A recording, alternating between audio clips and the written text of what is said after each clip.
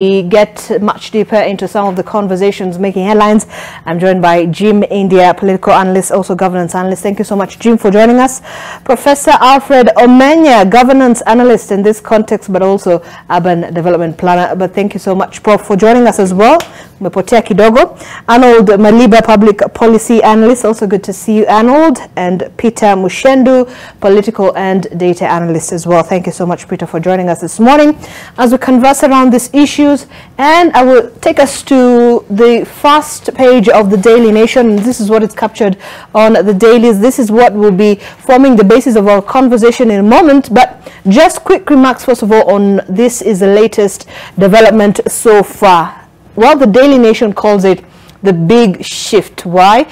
President Ruto, his predecessor Kenyatta, and Azimio chief Raila Odinga are seemingly dropping their early headline positions, with the latter two not acknowledging the Ruto presidency and the former inviting the opposition chief for talks on the current protests that have also moved from the row over the 2022 polls to the issue of the cost of living. Just very quickly, so this is covered on both pages 4 and 5 extensively. There you have it. Ruto Raila inch towards dialogue amid sustained pressure. Well, President Ruto and Azimio la Umoja wa Kenya coalition party leader Raila Odinga appear to be closing ranks amid a political crisis that has seen the country rocked by deadly protests in the recent times following the interventions of the international community. Odinga now saying he will only accept President Ruto's olive branch for talks in the presence of a mediator. The opposition was responding to Ruto's request for a one-on-one meeting, accusing him of not being sincere in seeking for a truce and addressing the key issues affecting Kenyans. Jim, an olive branch, what do you make of the developments so far? It's been hectic, at least couple of 3 weeks with the protests that have rocked the country. We've seen the destruction, the loss of lives that the protests have caused. But when you're looking at this, what does this signify? It could signify a lot of things. One is it could signify that finally reason has prevailed among the protagonists and they have decided to sit down and address these issues at a table and have like policy directions around them, because a lot of some of the issues being raised, particularly around the tax issue and the high cost of living, can only be addressed through policy interventions, perhaps. And so perhaps reason has prevailed, and those who did not want to negotiate are now ready to negotiate. But on the flip side of it is, it could also be that Kenyans are finally being shortchanged again for the upteenth time, where Kenyans have coalesced around an issue like the high cost of living. And there are those who have honestly come out because that is the burden that they're going through. And politicians then hijack that moment and cut deals that favor themselves. So it is also possible that this could be an opportunity for the political class to sit together and negotiate among themselves and sort out their grievances among themselves that they have and that are so public that we know of. So it could be a win for the country. I think if at all the issues that are being raised by the citizens around the high cost of living it's at the top of the agenda of what these talks, perhaps if they do happen. But because we do not know the contents of these conversations, as have been said, it was through a tweet, which I don't think is a very official government readings, but we've seen the protests have been suspended. Those who are doing business are able to go on doing their business. But generally, I think also government comes to terms to realize that you cannot spur an economy when the nation is not stable. So all the jobs that this Kenya Kwanza government wants to create, you need the country to be stable. So I think this is it's a good indication, but all that matters is what is the content of the talks. All right, so that's a bit hazy. Peter, let me get your thoughts on that as well. What do you make of these statements? We saw the Twitter, the tweet from President Ruto the other day, and of course the response coming from Raila Odinga. Changing shifts, I think the president scooped the opposition into coming clear of exactly what they have been looking for. Because how does the president speaking to Raila Odinga lower the cost of living currently? It does not make sense. But now you have an opposition leader who is demanding for a mediator to talk between him and the president, and yet, if you look at the reasons that he has gone to the street, it is because of the cost of living that needs to be lowered. And one would ask, why would you need a mediator to speak about how to lower the cost of living, if indeed that is the honest reason why you went to the street? Because if it's about the cost of living, it is us Kenyans getting together and look at our tax regime, look at what is it that we need to do to actually, caution Kenyans against the cost of living that has spiraled. But bottom line is that this is about power, this is about possessions, and that's why you demand for a mediator to come in between, because I do not believe if we are talking about the cost of living that is affecting Kenyans, we really need a mediator to mediate that. A mediator can only come where you want to get a part of or get a piece of government, because then that would mean you have taken advantage of Kenyans to go to the street.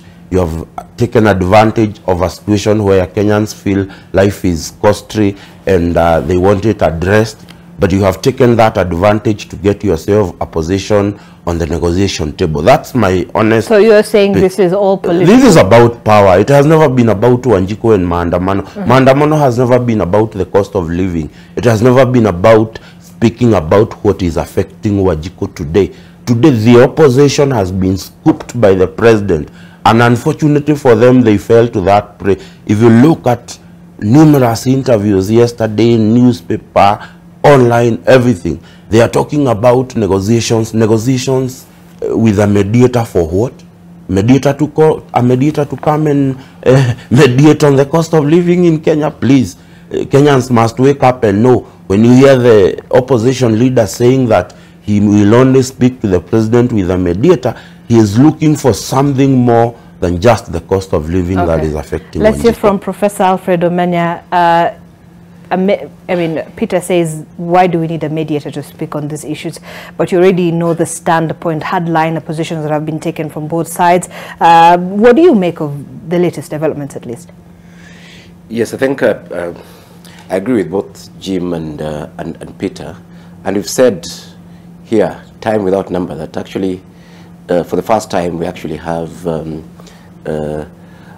we actually have a very bizarre dispute where both parties agree on the issues under the dispute. You see, government says that the cost of living is high, and the opposition says the cost of living is high. So the question is, where is the disagreement? So this is one of the most elusive political crises we've had in the country, because it's a crisis where the cause of the crisis is not clear. From the Wananchi point of view, I mean, that is from the political standpoint. From the Wananchi point of view, the issue is clear anyway. They also agree with government. The Wananchi are saying the cost of living is high. This has to be dealt with. Right. The government says the cost of living is high, and of course they're not offering any proper solution to it. And the opposition is saying the cost of living is high. So where is the dispute? There's actually no dispute. And this is why, again, what Peter says makes sense. That actually, this is a situation where people want to talk about other things that they're not putting on the table. And these other things were there at the start of the demonstrations, and we highlighted them. Said, look here, and I remember with Arnold Maliba right next to me here, we said, the elections are over, the president has been declared, there's no issue, there's no dispute, and even if there was a dispute, what mechanism do you hope to? So I believe, first of all, the dispute arose from the Finance Bill, now a Finance Act, that is in court. You have some of those tax measures that have been proposed in the Act, and so you have the opposition coming in to say we're already in a very tough economic situation. We do not need the government taxing us more, but the government says we took over power at a time when already things are terribly bad. We must fix the economy. So I think there's a point of disagreement when it comes to that, and that's why we're seeing this dispute. Is it not very clear? It is not clear. This is an issue that the reason why it's not clear is this, that what are those things that the opposition have wanted that that have not been taken into consideration, and what were the mechanisms that could have been used to deal with those particular mechanisms? And we said yes. I mean, now that the three parties, the people, the government, and the opposition, sort of agree. I mean, I think the only issue is the mechanisms. Sort of agree that the cost of living is high. What prevents these groupings to actually have a national dialogue, to see how practical solutions from different parties in terms of how this problem can actually be solved? But Zainab, you see, if you listen to the to government side, they are very clear. What they are saying is that we don't believe that this is actually about the tax bill, and we don't believe that it is actually about the economy as the opposition is putting it. We believe that the opposition wants to share government through the back door. And if you listen to the opposition is saying, okay, fine, we have nothing about, we are not interested in sharing power. We actually want to deal with these particular issues. But the question comes, I mean, for those of us who are looking at this from the outside, the question comes that what is that opposition's commitment to these issues? What is the opposition's position on these issues? Has it been demonstrated so that we can actually know that these people are legitimate in terms of what they're actually pushing for? And this actually brings me to that issue, that the tax bill or act that is now in court was in Parliament, and that bill was supported by a huge number of parliamentarians, including members of the opposition. In fact, there's a paltry 70-something members that opposed it. 178 or so members actually voted for it, and yes, there were few members of the opposition that went outside there to sort of castigate it. But then the way a government would reason, or anybody would reason who's looking at this thing from the outside, is that fine, we have a parliament that voted by a big majority for this unpopular tax bill, unpopular from the population, from the people. And the question then comes that if the opposition did not demonstrate conclusively their position on this particular tax bill, then why do I want to believe them now? Okay. So, yes, so on some issues, yes, they said remove this and remove that. But on other issues, we wanted to see a more nuanced proposal from the opposition, saying, look here, this is a counter that we are giving for government, in terms of moving this thing forward. And that's what I'm saying, that yes, although there seemed to be a dispute, there is still an agreement, because I don't think government does not say that the cost of living is low. No. The only thing is that the proposals that government has been putting on the table are hurting Kenyans more. That is a fact. And the opposition on the other side is not offering any solid solution to those same proposals by government. Let's hear from Arnold. Your take on what's happening? I think on the Daily Nation's front page, there are three people. There's Uhuru Kenyatta, there's Raila Odinga, and then of course there's President William Ruto. So we start right there, of course, talking about the big shift. Where is really the big shift here? I do not think that President Uhuru Kenyatta had so much of an option other than to actually be realistic about the situation, because he's respected and he's being invited across the country, or rather across the continent, as a statesman. A statesman here, at the back of our mind, we assume that he's been part and parcel of national building, making states. So wherever he goes, if he's going to be looked at as a statesman, Kenya must actually be truly a nation that people are looking forward to, and his legacy should be anything that people can point to. So there is no statesman without a state from where he comes from. That is why I'm actually sorry you might not find anybody at continental level, for example, yet for younger countries like South Sudan, you've not yet seen a statesman from that particular end. In Somalia, that has actually been a little bit problematic. We do not yet have, unless Professor will tell me, if you can actually see any statesman who actually has got an origin from that particular end. So I think the president, if he has to do what he's doing, President Uhuru that is, he had very little room to actually play around. For Raila Odinga, it goes back to what we've said. And unfortunately, we keep on having these conversations, and the cycle is the same. You actually know how this goes around. How did we start? How did we get here? We got here by demand and agitation for opening of servers. That was the issue. The one thing that has been, we started with open the servers. Number two, we then moved on to a whistleblowers report.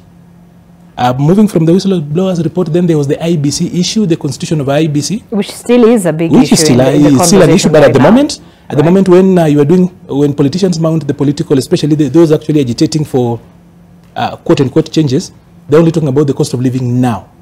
So if you remember very well, when we started, the cost of living was number 4. And I think we had that conversation here and we said, even that messaging is problematic because Kenyans are not interested in servers, IBC. There is even a very funny issue here called Jubilee. Leave Jubilee alone. As in, it's been there, it's been put on the table. That one of those things we need to talk about. Don't you see the legitimacy of perhaps talking about the issue of Jubilee? Because what has been said is you're interfering with a political party that is part of, the opposition coalition. As a country, we've got about 92 now, I think, 92, 93 political parties, right? So, how is leaving Jubilee alone? And the people who are fighting, and the people fighting within Jubilee are bona fide members of Jubilee. Today, ODM is actually having a fight. They actually are not allowing people, a few other people you're being told you can't bring a lawyer who is not an ODM member. As in, that somewhere... But that is within their mechanism. That particular mechanism, but we also have got a law. ODM is only an agency of how we get power. That is why we actually fund them once they get to a threshold. So what am I trying to say?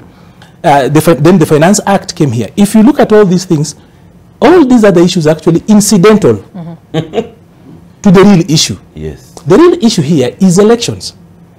If we did not have elections last year and my previous side of where I ran on did not lose, we will not be here.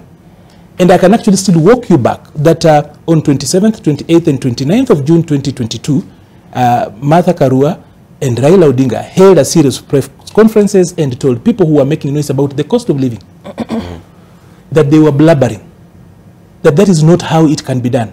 A year ago, that is not how you actually ask for these things. So, the cost of living now being used for political rhetoric here is only for political expediency, but the real issue here is about servers. It's about the legitimacy of the last election. So we can go around and go around and go around. They talked about a national dialogue. Now that we've been told, when President Samia Suluhu came from Tanzania, in the dark of night, went to Nairobi. And I want you to hold on to that thought because we're going to get to that issue, right? If we're talking about a national dialogue, if it's about a national dialogue, did Wajakoya know that there was going to be a national dialogue? Did David Moore, who also ran for the president, know that there was going to be a national dialogue? How do we know? All of us are actually being told now when it didn't take off. You take people's children to the streets to fight and die. But then when it comes for time to talk, it's 2 weeks when the rest of the nation is being told that we are going to have a dialogue.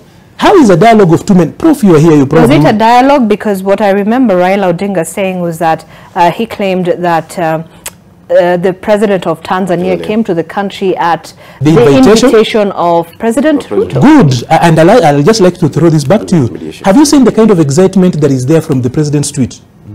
We'll come back to that tweet. Let me see what else we have on the Daily Nation here. Protests aftermath, opposition to hold national prayers in honor of the dead. That's the Azimio la Umoja wa Kenya coalition, which will tomorrow hold interdenominational prayers across the country for Kenyans who lost their lives during the anti-government protests. It will also announce its next steps in its agitation for the lowering of the cost of living, among other issues. This was revealed by Wiper Party leader Kalonzo Musyoka during a candlelit vigil in honor of the dead at the Jaramogi Oginga Odinga Foundation yesterday. He also says that Azimio leader Raila Odinga will officially launch a fund to assist the families and the victims today, explaining that they were unable to do so yesterday due to delays in logistical arrangements and paperwork. We did see yesterday thousands of Azimio supporters across the country lit candles in honor of protest victims, hundreds of residents in Kisumu, Siaya, Kisii, and Homa Bay coming out to hold solidarity marches, lighting candles and laying flowers on the same day that planned protests were expected to happen, and that was cancelled in favor of those vigils. And also still on the same issue, because it touches on the chaos that we witnessed during the protests. We also have the government, which maintains that anyone who takes advantage of protests to break the law will be dealt with family, while affirming that the people have a right to assemble, demonstrate and picket. Internal Security and National Administration Principal Secretary Raymond Omolo said the protests are degenerating into violence and destruction of property. He says, and I quote, "We should not use the freedom to demonstrate to hurt the rights of those who don't want to participate. They also have a right and must be protected by our security agencies." The PS also urging the media to step up their objectivity and balance their reportage of security and crime news as well. He appealed to leaders to be mindful of their utterances, adding that they must formally notify the police before engaging in any kind of protest. Jim, the police have been under tight scrutiny, especially on how they handled the protests, especially on the use of live bullets. We've seen, them being accused. The other day, we saw the statement from the KNCHR, that's the Kenya National Commission on Human Rights, talking about having about, information of about 27 people who were killed, I believe, at the hands of police, if I'm not wrong. And this is concerning, especially to also international community, the international community as well, saying the police might have used excessive force during these demonstrations. Where do you think we're heading? Because this protest was supposed to be peaceful. That's what we were told. But what we've witnessed is that things really didn't go well, from the Sabasaba protest up to the Wednesday protest that happened last week. So every time you hear of protest, Maandamano really doesn't really look good. It doesn't. And as you're saying, there's been a lot of reports about, about 28 individuals documented who lost their lives. And we haven't had, the police also came out and said that there are police officers who also lost their lives and got injured in the line of duty. Right. And that was sort of their response to this accusation and this attack on the police department, that while you're accusing us of killing innocent civilians, you should also know that we also lost individuals. We lost a lot of our officers injured. In a statement, they say they lost one law enforcement officer plus 305 others who were seriously injured as well. And they have vehicles, around 9 vehicles that were destroyed. They have a couple of police stations that are also torched. And at the end of the day, I think one of the things that we all agree on is you cannot use live bullets to disperse protests. It is one of those internationally agreed standards that you cannot go into a protest with live bullets. And we've seen this time and again in this country, all the way from the original Sabasaba. It's not the first time that we are seeing the police in this country use live ammunition. But there have also been reports which are not authenticated, and the police have not produced any evidence, that there were actually protesters who also had firearms and who were shooting at the police and were causing such damage. We saw the political circus and the drama that we were taking on was saying that certain politicians had guns and they were giving, and none of these issues have been authenticated. And so at the heart of it is you are using excessive force, including the use of live ammunition. You have rubber bullets, for crying out loud. The use of excessive tear gas or batons or water cannons. It is so much force to use at a peaceful protest. But it all starts with full appreciation of the law. I often think that when we gave ourselves this constitution, we are not sure of what to give ourselves, because the police are still stuck in the old way where they can either agree or disagree to you protesting, whether they can okay or not okay a protest. While the law requires that you only notify the police, you've had time and again, for instance, in Nairobi, the Inspector General or the Nairobi Commandant saying, we do not recognize those demonstrations that are going to happen. So the minute that happens, the minute that is mentioned, you know that since the police do not recognize that particular demonstration, they're not coming to, as somebody said, they're not coming to kiss you on the streets. They are coming to use force to disperse you because they consider that protest unlawful. But legally, if you notify the police, then you should not have the question of unlawful protest. So do you think perhaps going forward, whether there is going to be a continuation of the protests that we've seen, the conversation should be on how protests should be handled, both from those planning the protest and the police, and how they handle the protest itself? No, but that should not be a conversation, because already it is provided for under the law. What is happening is you have a system So the police have often been a tool of government, that when you're waging too much war against government, then the government has this tool that they can use against you. And that tool has often been the police, that is used against the people or against opposition and critics of government. All right. And so until that is addressed, there are several reports that have been issued. If you go back even to 2007, reports that have said time and again that it needs to go back to how we train our police officers, how they are inducted into the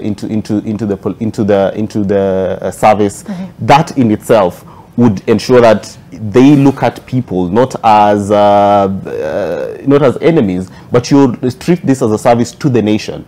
And when you treat it as such, then you do not get to a point where you start being used by the state as tools and agents of tools. And as we've seen, governments come and go. One day you're used by one government, and the next day you're used by the same government to fight against the people who are in the government the next day. So, all right. Yeah. And we'll come back to you, Peter. I'll be back to you. When we come back, you can give us your thoughts on this. But we have to take a break. The hashtag as always is MLive NTV. Talk to us at NTV Kenya, at Zainab Ismail. We'd like to hear your thoughts on the latest political developments that we've witnessed here in the country. Talk to us.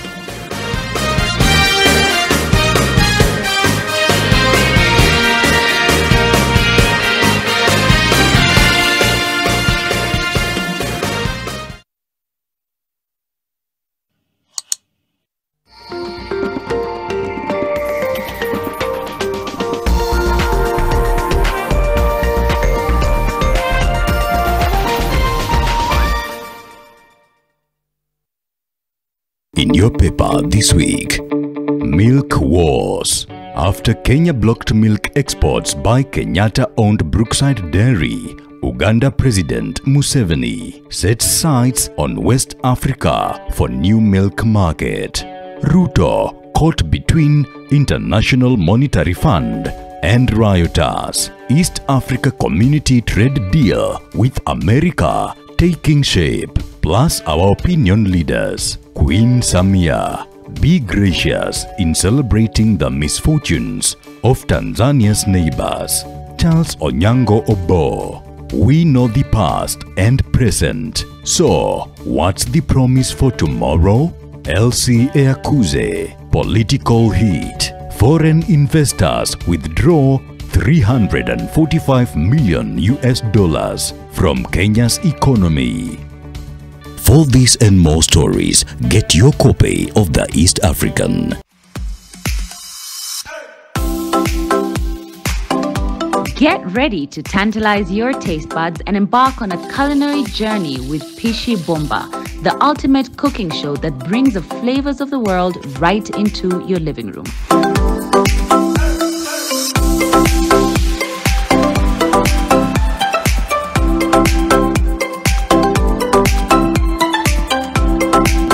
Tune in this Sunday at 6:30 p.m. with me, Claire Karatu, for a mouth-watering adventure. Pishi Bomba. Cook, eat, enjoy. Andriy Popovich was in a car crash today. He was the one driving. He's alive at the emergency ward. I didn't want it to kill just anybody. It was supposed to be Andriy and Yana. Who died anyway? How the hell could we have known that Andriy would survive that crash? That could all change. Maybe he'll be dead by the morning. Something's wrong. Somebody help! Help! Help! Somebody call a doctor here! Emergency! Doctor!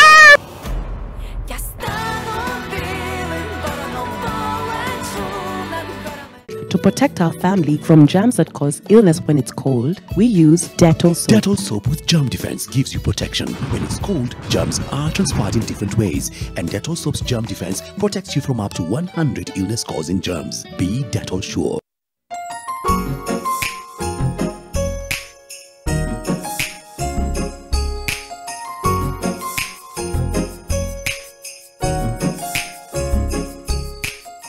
Do not hold back in any situation. Eno gets to work on the 6 symptoms of heartburn fast. You do know you said all of that out loud, right? If symptoms persist, seek medical advice.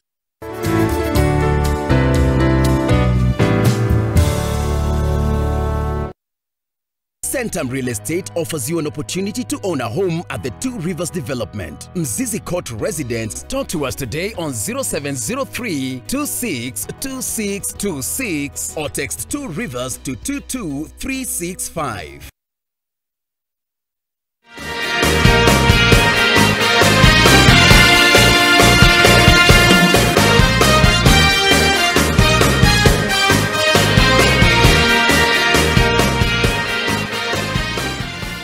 All right, welcome back to the program. You are watching AM Live on NTV as we canvass around some of the key topics and focus areas here today in the country, politically, and also across the other parts of the region as well. But just to get you familiar with my panelists back here in studio, Jim India, we have Professor Alfred Omenya, Arnold Maliba, and Peter Mushendu. Well, I'll get to you, Peter, now. Your thoughts on what is happening, and of course the police have been accused of being brutal in the protest. This is a conversation you think we should be having?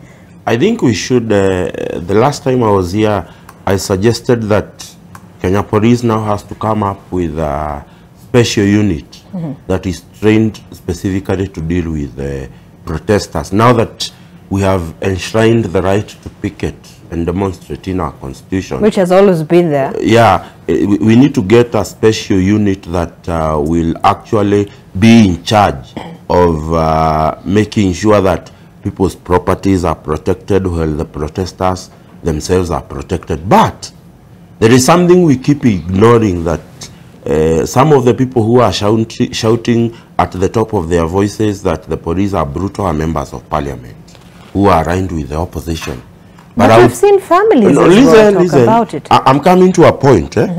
Members of parliament, one of the responsibilities of members of parliament is to registrate laws.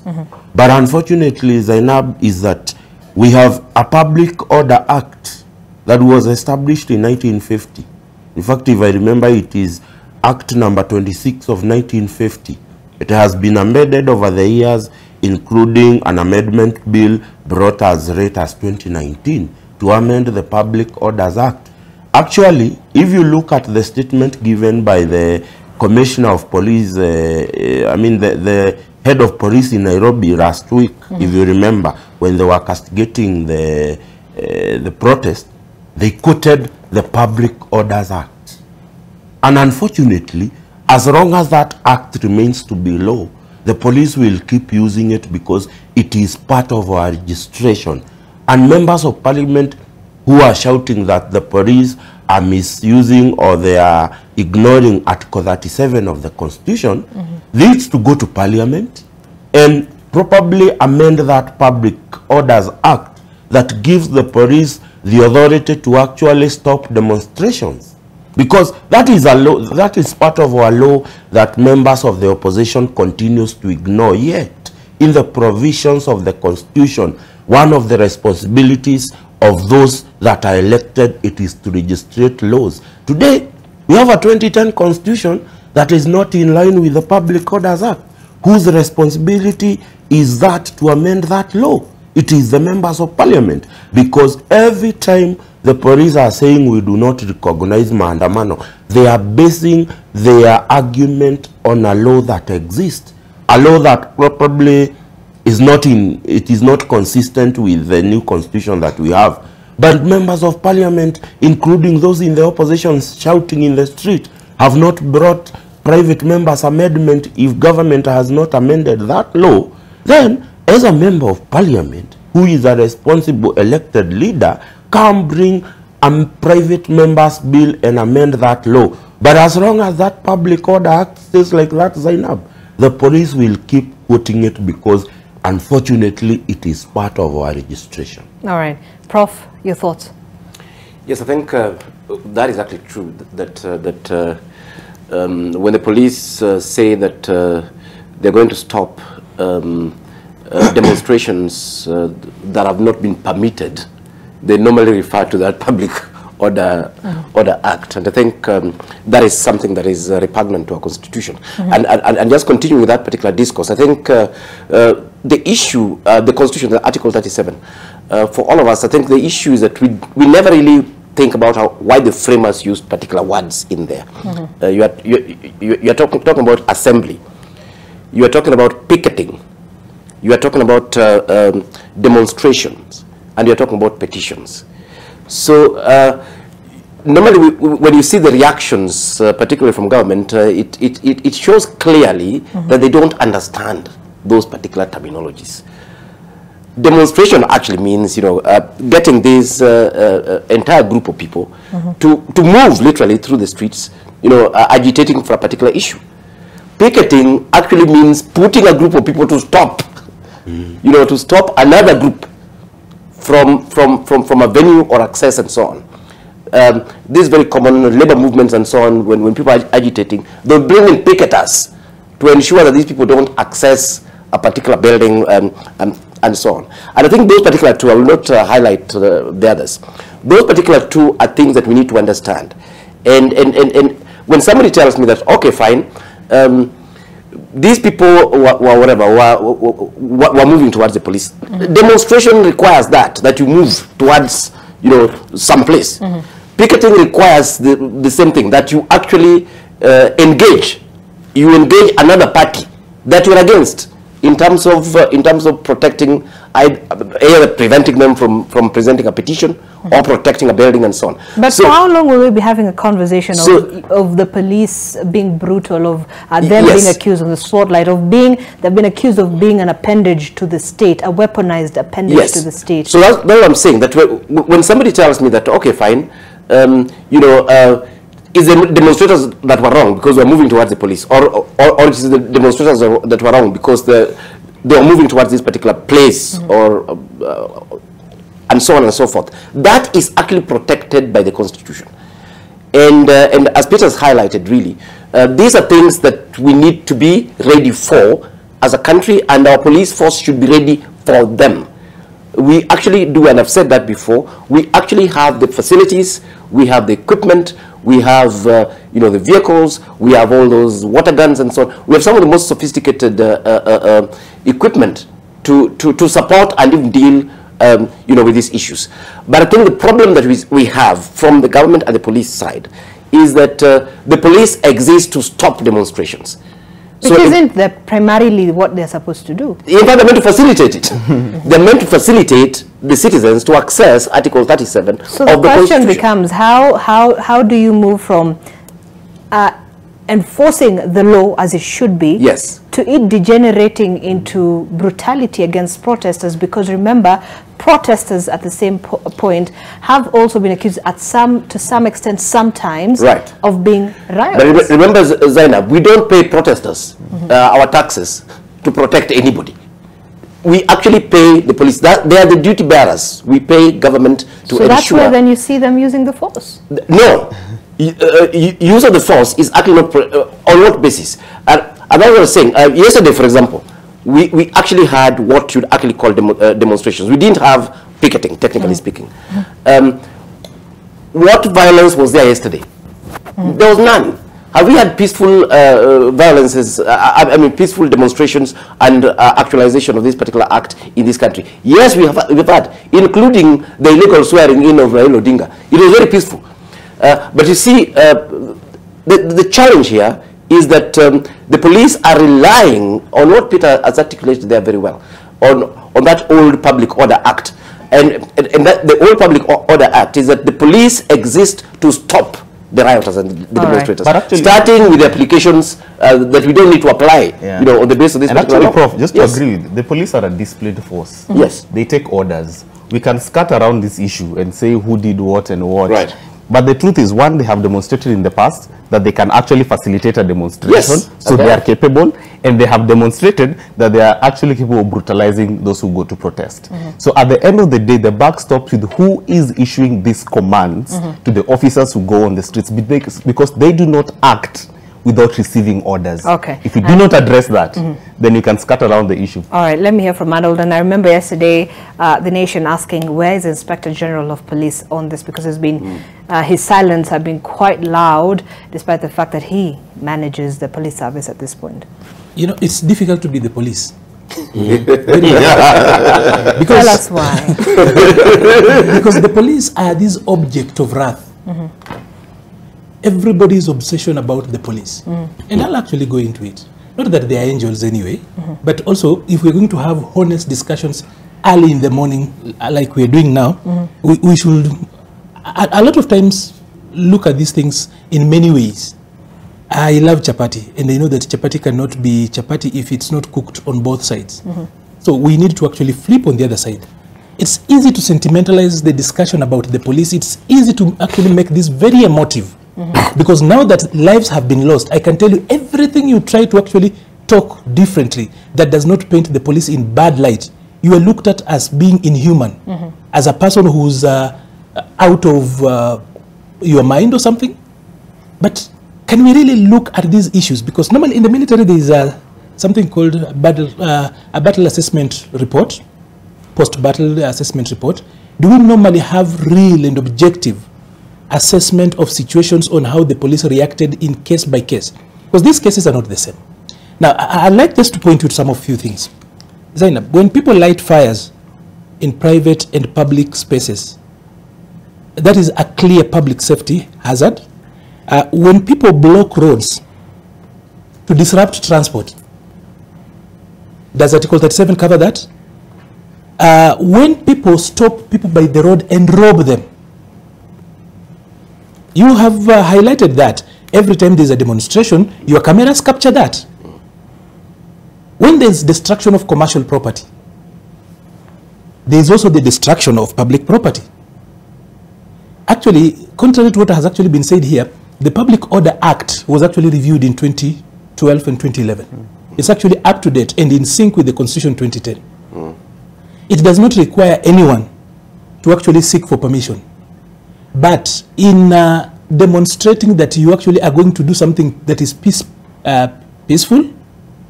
and that it will be unarmed, there are other laws incidental to Article 37 that you cannot run away from. Like, for example, I have got rights to have my business open. So do I suspend mine so that yours then overrides mine? That is why you are supposed to actually notify. The Public Order Act actually talks about notifying the police. Because why do you need to notify the police? The argument has been that there are other opportunists that actually show up during demonstrations. So when you notify the police plan appropriately. So that because we do not have, police are just like any other resource that we have. There is no deep down store for police where you have got so many police officers that anyone can start a demo any particular time and that they will be there and act appropriately. Now, having said that, it is sad that we've lost lives in this particular process. We actually sympathize and really actually have to feel for the families. But let me ask this. Professor Anyang' Nyong'o tried at some point to say that there will be no demonstrations in Kisumu because it's destroying the city, it's destroying property. How did it fare? He actually got a serious backlash. Sakaja did the same. When Professor Anyang' Nyong'o did that, now Professor Anyang' Nyong'o is waiving bills, mortuary bills, hospital bills for those who have been hurt during that. He cannot waive their death. What was easier? To save people from going to death, or now waiving you now? So are you saying you'd rather do not? I'm building a point. Just allow me to build up my point here. This is the issue. I'm actually saying that when you're going to talk about the police, it's a difficult conversation to have because politicians are blaming the police. The opposition now, when you send people out, they are waiting for the police. It's now almost a ritual of passage. A rite of passage now where if you're called to go out, you wait for the police so that you throw stones at them. It makes very good newspaper pictures and a lot of videos, and we lionize them and do everything else. Do you know why we have got the anti-riot police and not the anti-demonstrators police? There's a reason why we have got anti-riot. Riots are not allowed in law. But let me ask Professor here, I want to build a point. Because I know, I'm waiting for that.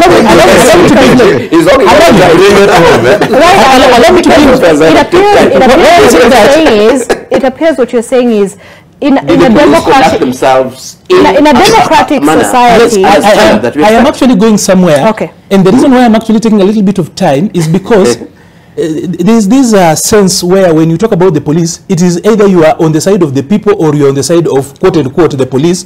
who are the people's enemy. But it is not Which necessarily is not true. police versus the people conversation, is it? We've tried to have this conversation, and then anything you raise, people say, is that all you can say? And lives were lost. And I'm actually trying to actually build a point. I'm going back to the core of Article 37, and Professor here brought up the issue of terminologies. I think I've spoken about that enough times. The definitions. Why did they use the word demonstration and picketing? When Azimio organizes demonstrations and Malala organizes counter, Malala is picketing, yes, and Azimio on the other side is demonstrating, which is allowable in law. And that's I have read issues here, lighting fires, and all the other things that normally cover the headlines, that we have seen those images. Are those what are covered under Article 37? No. This is then that takes me to the next point. That when we organize activities in the name of Article 37 that then necessitate intervention of the police armed, we know that death are accidents and incidents that come out. I'll actually say that boldly because I know that can actually cause a lot of problems in a country that loves to cancel comment and free thought. We talk about free thought, but we really love to cancel anything that does not go with us. This is it. When we come up with activities, we do activities that necessitate intervention, armed intervention of the police. That firearms have to be used. I'll give you a good example. About 2 weeks ago, Raila Odinga came to the streets. There was everything that would actually qualify for a demonstration. He did not even notify the police. Did he have the police around him, shadowing him? Yes, there were. Was there property destroyed in Nairobi? No. Was there anybody that was shot? No. Was there anybody that was hurt? No. So there have been on case by case. That's what I'm saying. It's easy to take the police and bash them as individuals. And we don't give them by their room. When they come here, but there will be only one story that we'll be talking about. Accountability? So that is why. All we are saying, that's what I'm saying. On this same death issue, all we are saying is that all those dead people and the ones sitting in the hospitals, their cases are known and are documented. By who? All I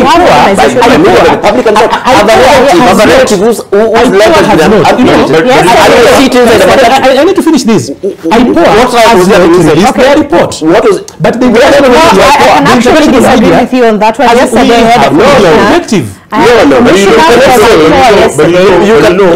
me to say this. Yesterday, I had a commissioner from IPOA who said formally they have documented 24 deaths. Have they investigated?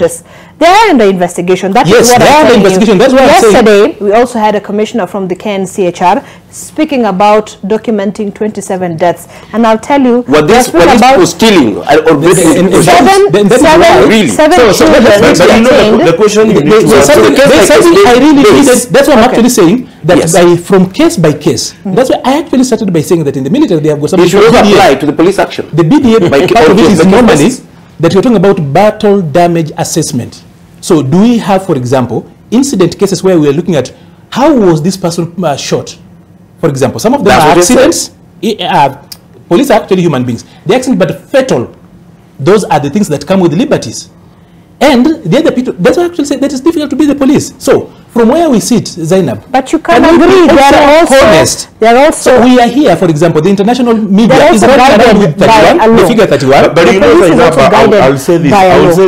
Yes, they are guided by the law. That's what I'm saying. Just a bit. In the reporting of the media, the police has accused members of the public holding private firearms, shooting protesters. But you realize that the media has decided to trivialize that debate of whether the police, here we are claiming that the police are using the right bullets. Well, that is something that is we have reported that's what the police that's what I'm saying. No, but what has been captured is the police has also accused the members of the public of carrying private weapons. Can I finish? Have you taken that into consideration? Allow me to finish. City and defend police. Just allow me to finish my point. Kindly finish because I actually allowed them to execute their points without intervention. Kindly. This is it. But you've taken this is my point. Number one, the Public Order Act, the Public Order Act is actually in line with the Constitution 2010. Number two, what we have seen in the streets a lot of times are not covered under Article 37. And number three, the people who organize these demonstrations have either turned a blind eye when these things actually go out of that. And by the way, I have organized demonstrations. I am actually speaking from a point where I have been on this other side a lot of times. I think, like I have said that here before, that I'm actually among the few people who have successfully organized a demonstration to State House, and no one died, but a lot of us were. But you have... so the point is this, that even as we bash the police, we need to start asking questions. Is it bashing the police? Bashing the police. Bashing them.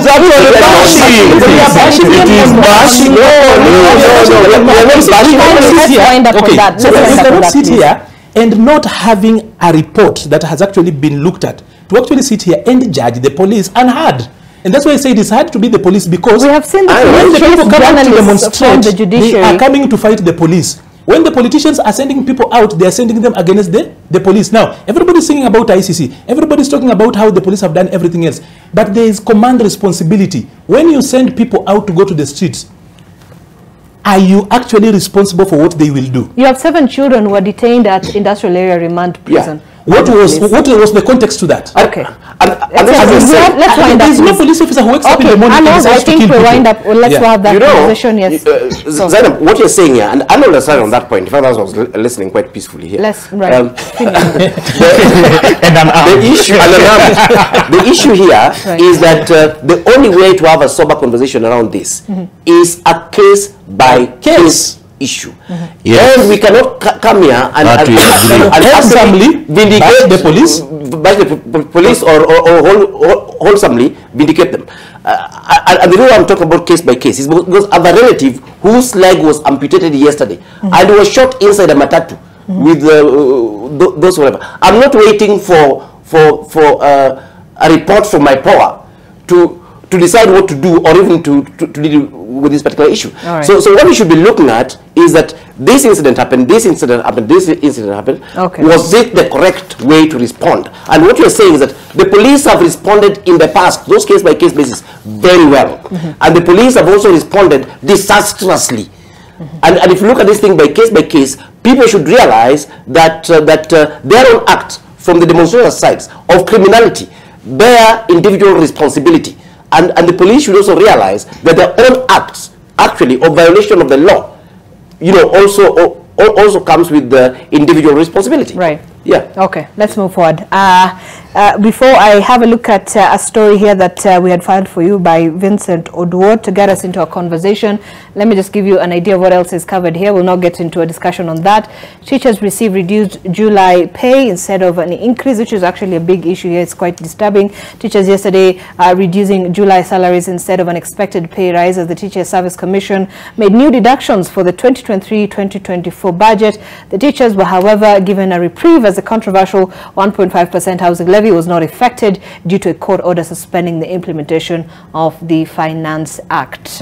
All right, and finally on the Daily Nation, because we've taken quite a bit of time on that, bid to teach sex education in primary schools triggers a row. It's a motion that seeks to introduce health, wellness and sex education in schools. Yesterday we saw members of parliament clashing during a debate on whether sex education should be taught in schools as a core subject to equip young learners with information about their sexuality. All right, on the Business Daily, this is what is covered. Banks to access secret state database in dirty cash fight, and financial institutions will soon be granted access to state database on secret owners of companies to enable them to swiftly flag and report suspicious transactions involving people using pre-codes, friends and relatives to evade the anti-money laundering law. All right, you can get that report on BD. And on the ticker of the Business Daily as well, how Nairobi Water lost 10 billion via undeclared income, faulty meters. The Nairobi Water and Sewerage Company lost over 10 billion in the financial year ended June due to faulty water meters, unreconciled financial statements and unscrupulous allowances paid to its staff, according to a report. Also, Savannah Cement creditors asked to submit their claims. And also a little bit down here on the Business Daily, state to backdate new taxes should court lift freeze order. All right, Apparently, the Kenya Revenue Authority has revealed plans to backdate the taxes it has not collected during the suspension of the controversial Finance Act 2023. Should the High Court lift the freeze order in what promises to be a double blow to salaried workers who had escaped the July deductions?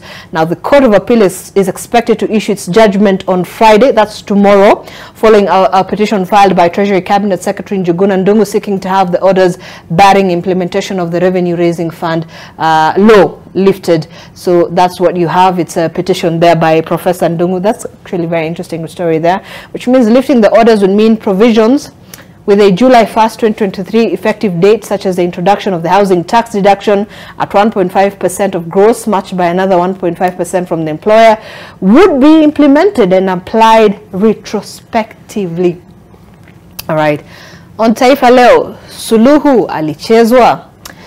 Wanauliza, serikali ya Kenya yakana kumwalika rais wa Tanzania siku moja baada ya Raila kudai alipuuzwa na Ruto.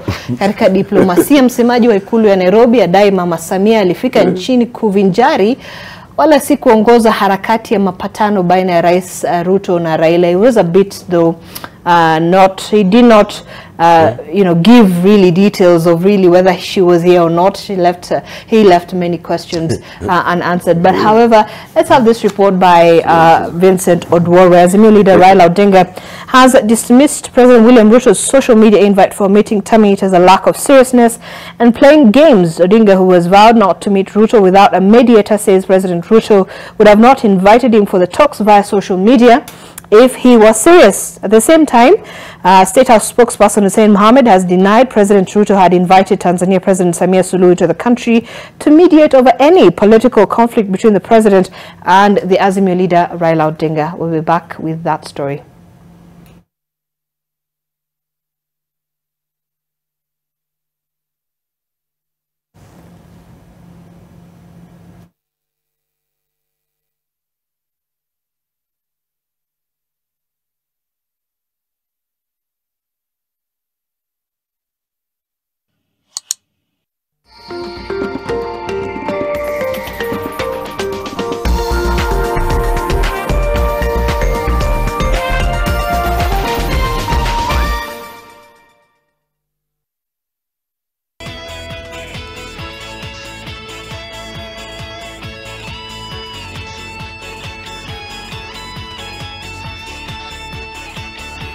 Safaricom Investment Cooperative brings you affordable yet luxurious residential apartments in Ruaka.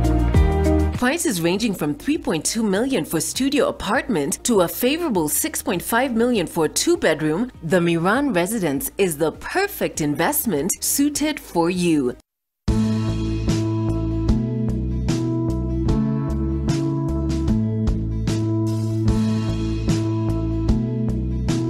Apply now for a new competency-based full-time 2-year diploma and 1-year certificate courses commencing in September 2023. Applications for short courses are ongoing. Visit our website www.utalii.ac.ke or call 0769 531 621.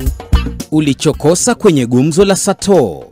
Most of my clients wananiambianga, Steve, ambia wanaume wetu waache kuturukia kama pikipiki. They come to me for preparation, so I'm doing the part that husbands don't do. Naomba babu, ujenge nyumba kubwa, alafu weke vitanda. Wanaume weke pale tayari, ukikanda mwanamke apeleka kwa mume. Hapo ndo utaona mke wako unakuja, unapomguza na anaanza kukwambia na hii mkono yako ni ya mjengo. Kwa sababu ametokea kwa Steve, mkono nyororo.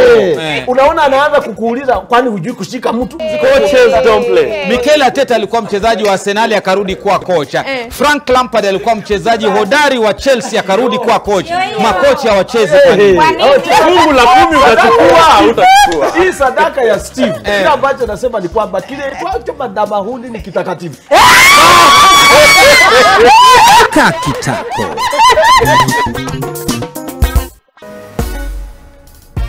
Una call mse wa Caps, umemake request, ame-accept.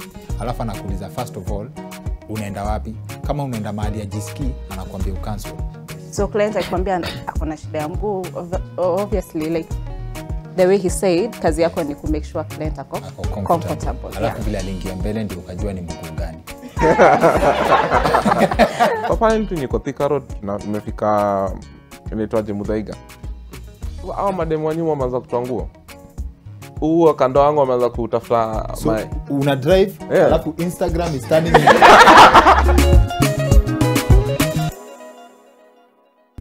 Our Father who art in heaven, hallowed be thy name. Thy kingdom come, thy will be done on earth as it is in heaven. Give us this day our daily bread, and forgive us our trespasses, as we forgive those who trespass against us. And lead us not into temptation, but deliver us from evil. For thine is the kingdom, the power, and the glory, forever and ever. Amen. To get Our Father as your Skiza tune, dial *811*923#. Skiza, non-nation.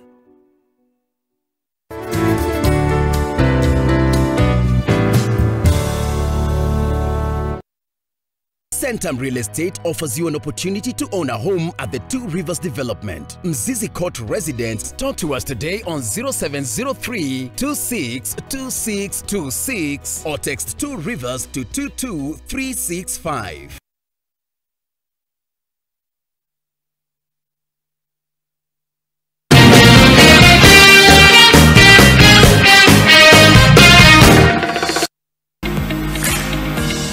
Wednesday, President William Ruto was in Tanzanian commercial capital Dar es Salaam, where he met President Samia Suluhu at the sidelines of the Head of State Summit on Human Capital. This comes a day after Azimio leader Raila Odinga accused Ruto of snubbing Suluhu, who had come to Kenya 2 weeks ago on the president's invitation to reconcile him and the president over the current political conflict. But Kenya's State House spokesperson has come out to deny Odinga's claims. For all the presidents that have come to meet the President of the Republic of Kenya, it has been documented. We have all seen that several heads of state have come to meet the President of Kenya through established protocols in the Ministry of Foreign Affairs. Hiyo ingine ndugu yangu aliyesema hiyo kitu, aliyesema alikuwa hapa, I think that is the best person to address that question to. Raila Odinga has now dismissed President Ruto's social media invite for a meeting as lack of seriousness, terming it as public relations gimmicks. I think he's basically just joking. He's not serious about it. Odinga has vowed not to meet Ruto without a mediator. I say that not with somebody because he's not somebody you can trust. He keeps on changing and twisting words. That's why I insist that he must be somebody. NTV has established that Samia Suluhu flew into the country in a private jet through Wilson Airport at the invite of President Ruto. Suluhu stayed at the Mount Kenya Safari Club in Nanyuki for 2 nights, where she met the Azimio side before leaving after President Ruto failed to turn up. Sources privy to the matter have informed NTV that the president had earlier even followed up on the matter with a text, affirming that he was ready to meet Suluhu anywhere she was comfortable with, whether in Dodoma, Arusha or Kenya. At no one time was the president of Tanzania, a friendly neighboring country, subjected to the treatment that Honorable Odinga has spoken about. At no one time has that happened on our soil, because we have very, very clear protocols about how we deal with heads of state. NTV has established that the president's assurance text to Suluhu was shared to a sitting member of parliament, a former governor, a senior Raila advisor, and a representative of the national government. Vincent Odur, NTV. And well, so that did happen, and of course the questions of President Samia Suluhu's visit here in the country, really, well, we'll be also looking at that. In the meantime, also the Standard capturing hardliners' fears of a Ruto-Raila deal in the making. Leaders from the two political divides jittery of a possible deal between the president and the opposition leader that might render them orphans. Jim, when you're looking at that, I mean, they're both categorical, both of the leaders, that look, we don't want another handshake moment. So then how would the structure of these talks really look like if these two gentlemen sit down to have a conversation? We've talked about that a bit earlier on, that, well, if this conversation is to happen, it shouldn't focus on the politics and the egos of these two men, but really the agenda at hand, which is the issue of Kenyans' welfare. So really, how does this structure look like when you have, should the opposition leader Raila Odinga be the one to hold these talks with the president? Really, does it make sense? I think that is what is the conversation to be had. I think we've constantly said, what is the conversation? Because one, clearly they have been talking. Clearly a lot has been going on underneath, and perhaps the protests have been just a way to expedite things. And they have been a tool to put pressure. There have been pressure points. And perhaps the use of the police has also been pressure points. And it has been the first round of talks when we saw Raila issue a statement and the president issue a statement and the formation of the bipartisan committee. And then, you know, suddenly both teams started walking away from that talk. And the issues were outlined then, a nine-point agenda, I think. Which have stalled by now because of the bipartisan talks. Yes, they have stalled, and there are parties who are very clear that they will not go back to those discussions. And so now it is back to, again, Raila Odinga and William Ruto to converse. But the issue with Raila Odinga is, are you going to converse about the last election? But do you think we're still going to have this conversation? You have President Ruto who makes a statement on Twitter, and Raila Odinga dismissing it as not being serious, being a public relations gimmick. But surely Twitter is not official government. That's not how we officially release government information. Right. It is not on any government circular. And just to show how much it is not, because we can also characterize Raila Odinga's statements to the press as gimmicks, because the State House spokesperson has come out and say, Suluhu was not here, she was not invited here, we have no knowledge of what you're talking about. And so if the president goes ahead and tweets Raila Odinga that, my friend Raila Odinga, I am going to Tanzania, I am coming back, you know where to find me, it's treating Kenyans, you know, reducing a lot of these conversations to, can they start tweeting? In fact, they could DM each other. The rest of us have no business. The rest of us have no business. He should have just DM'd Raila Odinga, and Raila Odinga would have responded. And we will not be here in the morning talking about the president's tweet. Because of what is the consequence of that? We cannot hold him to the tweet he made. We cannot hold him accountable to that tweet. We cannot say the president... There is no official invitation to have a conversation, whether that conversation was to happen or not. And so that's number one. There's no official invite to do that. But also number two, it is clear that even from the Azimio side, a lot of those guys who hung around Raila Odinga were not aware that there were such conversations that were going to happen. They were not aware that Suluhu was here.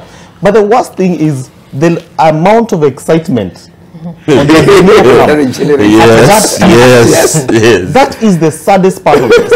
That you have reduced all these guys who've lost their lives, all these guys who've gone to the streets, and now you are celebrating that finally Raila Odinga has been invited through a tweet, or I don't know to call it an X, now that we have changed it to X. He's been invited to have a conversation with the president. You are not addressing what is he going to talk about. You are not addressing even issues like saying, before we have any conversation with the president, could we, for instance, have a public inquiry on police brutality? Could we have a track and trace and look at whose bullet was fired and look at the circumstances under which it was fired? Could we release those who are in hospital? Could we have the government patrol? All those issues are not. The only thing that everyone is excited about is that they're going to talk. Now, you see the amount of animosity on the government side over that tweet by the president. And so many people are at pains and they're trying to explain. You have had people doing a whole thesis on trying to tell us what the president might have been trying to explain to us. And you can see how, for a long time, for them, some of those people to be politically relevant, Raila Odinga has had to be a boogeyman. Uhuru Kenyatta has had to be a boogeyman. And so, to them, this conflict, as long as it continues, they continue to be politically relevant. And so they sense that there might be a situation whereby they have no more boogeyman to look at, they have no more boogeyman to go back to their people and incite against, and suddenly people will have to call them to accountable. So that for me is the sad situation on both sides, on the opposition and the government side. But whether these two gentlemen will actually sit and talk, it is, they are already talking. That's what we know. They are already talking. And ultimately, a political truce, the political class will do what they keep doing. They find a way to agree, because they agree on one thing, that power is about the distribution of resources. So they will agree ultimately at some point. All right. Peter, I mean, so there's some fears that this could, lead to that impugned 2018 handshake that we saw between then President Uhuru Kenyatta and Raila Odinga once again. Is it perhaps, if the conversation was to head there, something like that is perhaps going to happen? Okay, what you love about the president's tweet is that, as I say, you cannot hold him to account. No, we are just saying. Listen, the president made a tweet, right, and went to TZ. That tweet has made the opposition volunteer a lot of information that we did not know. It's true. We even now know who accompanied Raila into the said meeting with Suluhu. You have members of the opposition who have come out to say that they were not aware of the said meeting. So what the president has done, he has ultimately brought this debate home. What is it that we have been agitating for? And we know for a fact now, whatever the opposition has been agitating for has absolutely nothing to do with the predicament of Wanjiku today. The opposition saw an opportunity to actually step up to a negotiation table for the positions of power. And I think the president has said, look guys, let's not kid around. You are not in the street because you are concerned about Wanjiku. As my friend has said, just prior to the election of 2022, these people actually lectured some of us who were saying that life is difficult then. In fact, there exists a video, and I think it was actually done by NTV, of His Excellency the Prime Minister addressing his normal media address in 2012, if I'm not mistaken, saying that the cost of petroleum going up and the cost of unga going up is not an issue of us going to the street. It is an issue of us sitting together and looking for homegrown solution. And that is why I said, when you hear Raila Odinga saying he's not going to talk to the president without a mediator there, it is about power, because if it is about the issues of life being difficult for Wanjiku, we do not need a mediator who is not living in this country, who does not understand the political demographics. Perhaps the mediator was to be there, and I'm just trying to imagine. I mean, let's not kid each other that a mediator was to let's not kid each other that the Raila Odinga is asking for a mediator to come and discuss the cost of living. It is far from it. It's not practically possible. Raila Odinga would only ask for a mediator for one thing. And I will tell you, this script is playing again. It is a script that Raila Odinga started in 1997 when he sat with the Honorable Daniel Toroitich arap Moi when he was a president. In fact, it is Raila Odinga who made people otherwise who could not have left Kano, like James Kamotho and Saitoti, leave Kano. And that's Raila for you. He has flourished in the midst of personal made crisis so that he can get something out of it. So I think for me, the president did all us a favor by doing that tweet. And it is true. You cannot hold the president responsible for whatever he posts in his private tweet. This tweet was not on State House platform. It was not done by Hussein Mohammed, who is the head of communication in State House.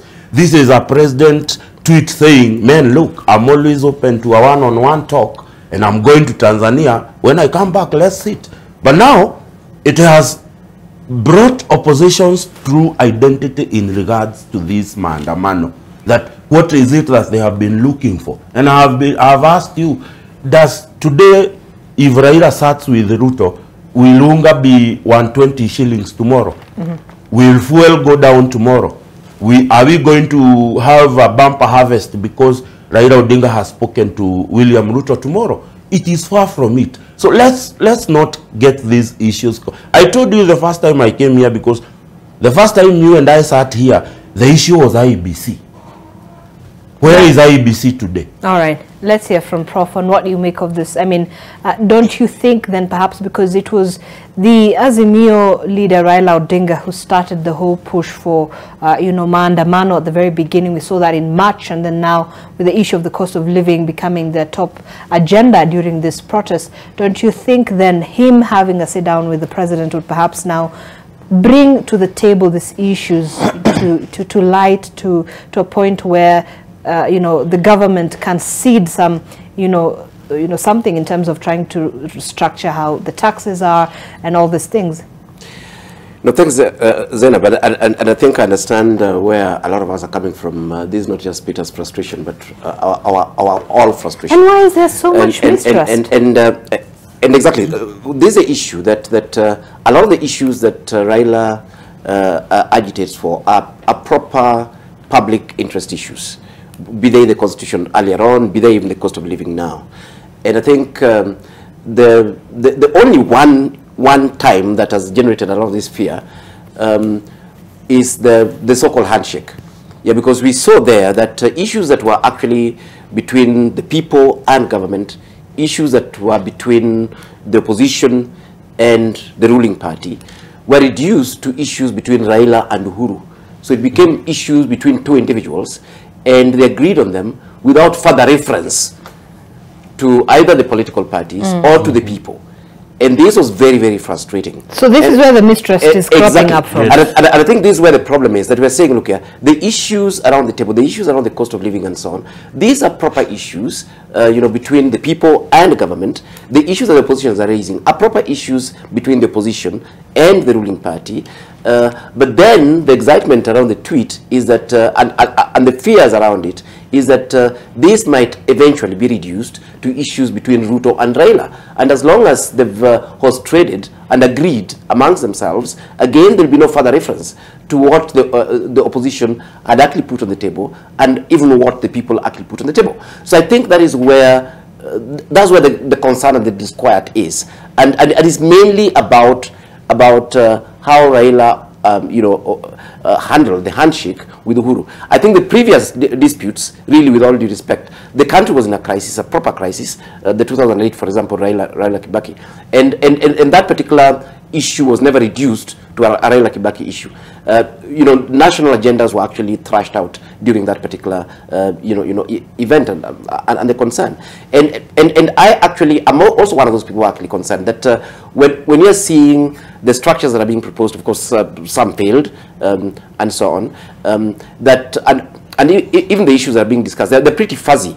And that's why people think that as long as Raila agrees with Ruto, it doesn't really matter. In fact, Gado did a cartoon the other day saying it will be a check, and all this will be put at the table, and Kenyans will actually continue suffering.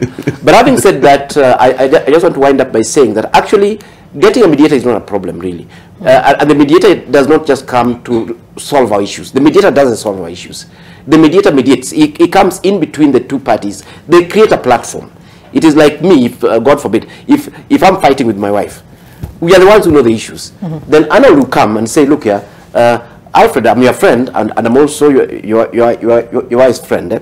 Can we have coffee so that, you know, you guys can actually, we create an environment where you guys can actually have a discussion. Arnold does not even need to know the finer details of what it is that we whatever. Then that environment is created from where we can now go to our details at home and say, no, you know, you said that my leg faces south, and that is wrong. Like, oh no, I was just joking, and then the matter is solved. So the issue is that it doesn't matter what the dispute is. The dispute could be very small. It could be internal issues and so on. But if the political class cannot talk, I think is okay.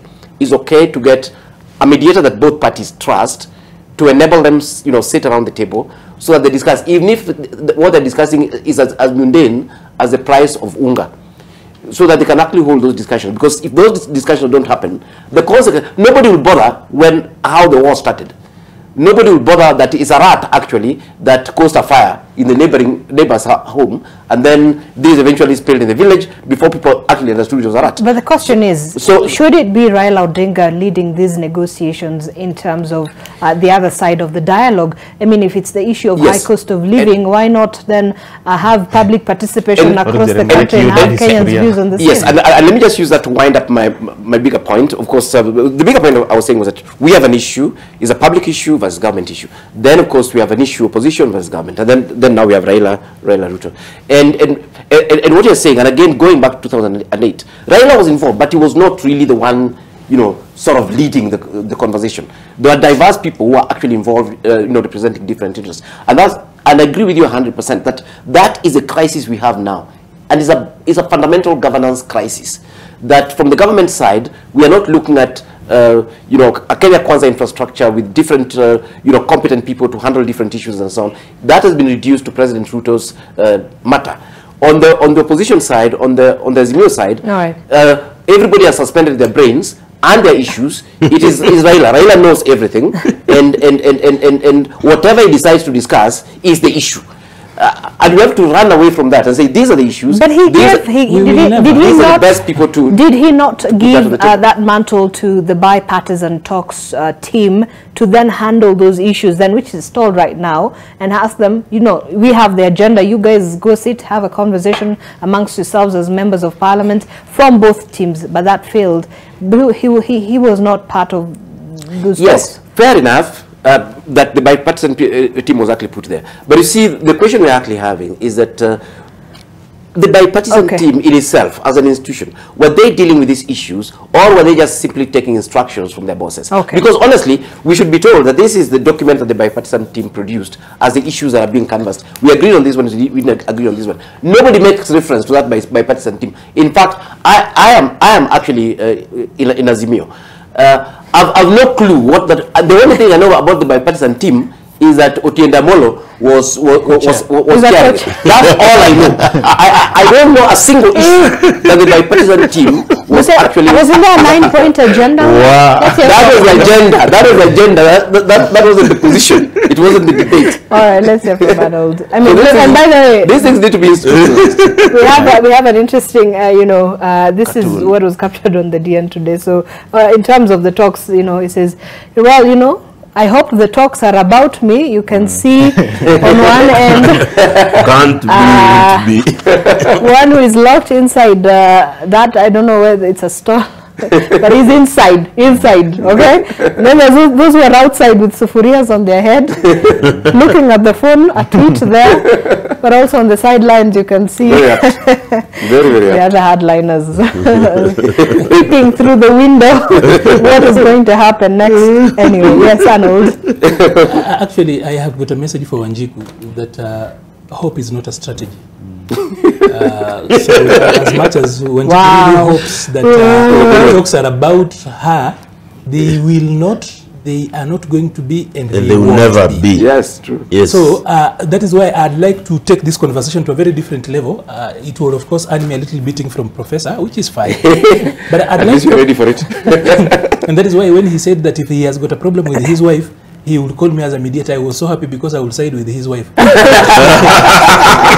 Anyway, moving on swiftly, I need to say this, that there's this thing that we really don't love to talk about boldly. There's something I love to call the Raila exception. It is a constitutional waiver. It's a legal waiver. That we pretend to be a democracy and a country under the rule of law. That one I agree. Yes. But there is this thing I call the Raila waiver. Yes. It started in 1997 as Moi's small idea of beating the opposition and strengthening his side.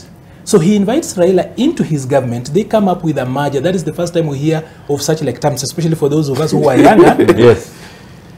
And once it happens is that we suspend the order as it was then. There was an election. Daniel Arap Moi, I think, won with about not more than 30%. Yes, 30-something percent. So that particular waiver is that we then waive the constitution and then bring in. At that particular time, it was Moi's trick to strengthen his particular end of government. Then, of course, in 2002, there was still an attempt at a waiver. And when that waiver could not go the way Raila wanted, we ended up with the Bomas draft being defeated.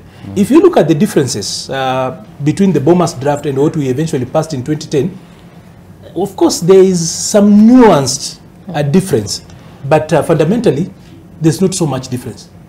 That's the truth. So this waiver has been on for some time. That then in 2017, we then have got a handshake. In that particular handshake is that we suspended the Constitution 2010, came up with a mongrel of a system. I still call that the Raila exception. That if for whatever law or system we give ourselves, if it doesn't please Raila Odinga, we somehow will put it aside. And that is why when we talk about the talks that are actually in place at the moment, or rather the structure that is there, Raila already said the kind of talks he wants.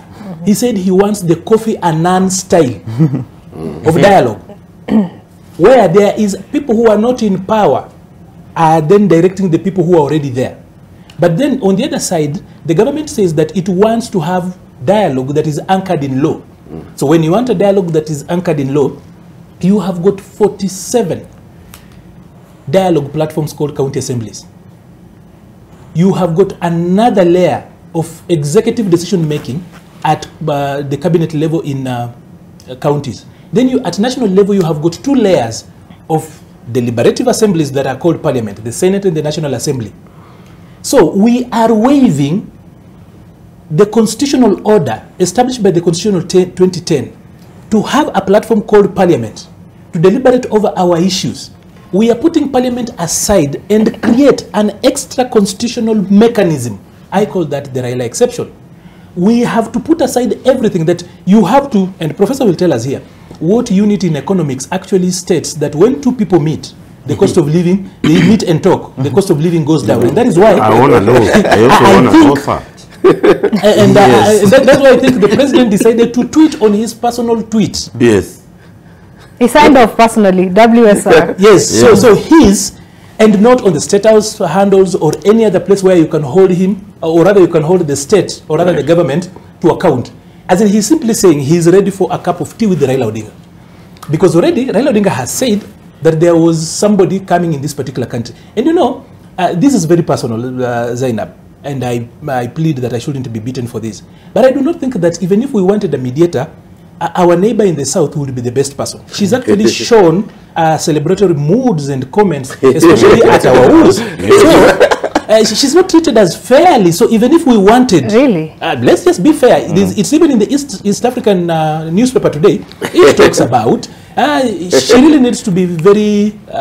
Look at that. She has got a crown. It's the story. There's the byline, not byline.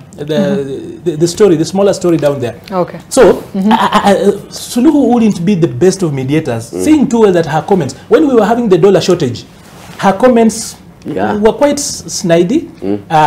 Today she's talking about moto unawaka kwa jirani, and then of course celebrating because she's having a follower on that end. So if William Ruto and Raila Odinga, and this is my personal opinion, were to allow this her to be the mediator, they would really have hurt the national psyche, especially the nationalist. You know, the Kenyan shilling, the national anthem flows in my blood. And when I see anybody who looks down on us or celebrates our heart, if that particular person, even the US doesn't treat us that way.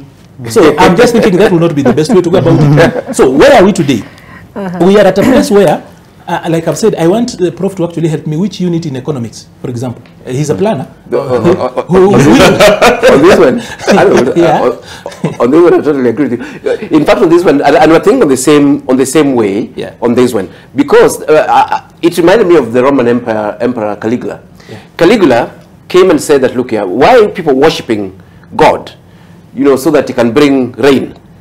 And Caligula was saying, I can also cause famine. Yeah, so as emperor, he locked all the grains and so on, and nobody could get supplies, and people were hungry, and people then were saying, yeah, worship me, I can actually sort out your problem.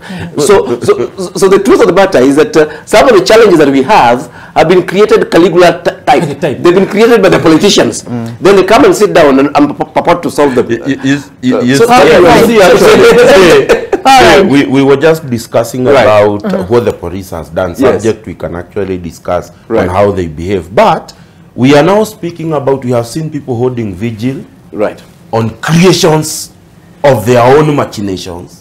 And this is the problem. What does that mean? Let me tell you, this is the problem we are having. That we have a system that we have given to ourselves that should solve these situations.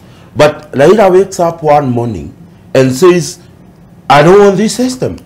I want us to do this. And I think I agree with him when he calls it Raila exception. And this is something we need to deal with. Today, we have a Raila Odinga who actually performed treason and never charged for it. He sworn himself as the president. In our laws, that is treason. Then I take exception. Did anybody take act on? You know, let's speak the truth. But don't you see the validity of some of these things that are being raised? Let me hear from Jim. He's been quiet for quite some time. It's just, I'm just, and every time I speak, these guys come in. But this is the case. I needed to actually say this. He's taking time. No, into making comments. This is what I wanted to say. That we this gatekeeping syndrome, if you've run for office, and like some people have run here, especially for those of us who've done our politics in Nairobi, is that there are places where you cannot access until you deal with somebody who is a gatekeeper. So what is happening here is that in the past, this Raila exception borders on that, gatekeeping, where even if you win an election, you will not govern if then haunioni kando. Kwa grao ngasema unigonyo ama ya macho. So you see a leader of that language. By the way, he was actually recruiting Uhuru Kenyatta into this gatekeeping business, where they assail a legitimately elected government. And unless you talk to us, you will not. That is the real exception. As I finish, I just need to actually say this: that we have treated the police. It's the same thing as we speak about that.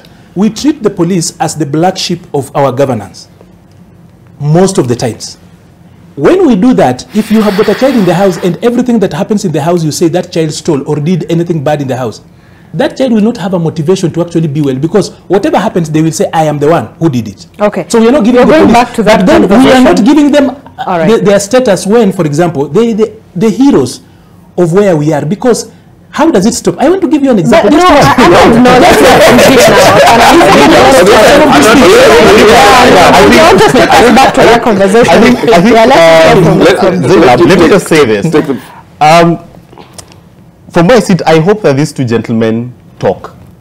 Not just that, I hope they agree. Whatever form that agreement will take, a handshake, whatever that form will take, I hope they do it. And this is the reason. Number one, this quarrel that they're having between themselves is taking away the focus from the actual issues that Kenyans are facing. So Raila and his bandwagon in Azimio have hijacked this moment where there is an actual discussion to be had around the cost of living and around our finances. But because of the person that he is, because of his history, because of his track record with being in such positions, we do know that nobody will take Kenyans seriously. In fact, the government will not take us seriously just because of the face of this protest and demonstrations. But on the other side, this government will also take this moment and it will use it as an excuse for its performance for a very long time. To date, we excuse the Uhuru government between 2013 and 2017 and say Raila was constantly on the streets and that's why they did not perform. So this government, 1 year down the line, we are about to get into August. Yes. They are constantly politicking. A deputy president who's constantly saying Azimio this, Azimio that. We have a president who's now turned into a campaigner and is constantly on top of vehicles. So they are going to use this moment to actually excuse their performance, whatever that performance will look like. So I hope they agree, so that then we can have a level playing field to judge this government for what it is. But number two, they also need to agree, because we need to come to Kenyans need to come to a moment of self-actualization. We need to come to a moment where there is a people-led movement, where politicians respond to the needs of the people and not the people responding to the needs of the politicians as it is right now. I think the cost of living was getting us to that moment. We need to be fixed proper. We need to be taxed proper. The cost of living needs to be so high that we have no choice but to finally come together, unite as a people, and look at the politicians in the face for who they are and realize that they are the ones who are getting us where we are because of the policies that they are making. they can blame it on famine, they can blame it on drought, but ultimately, there are always policy solutions and interventions to these things.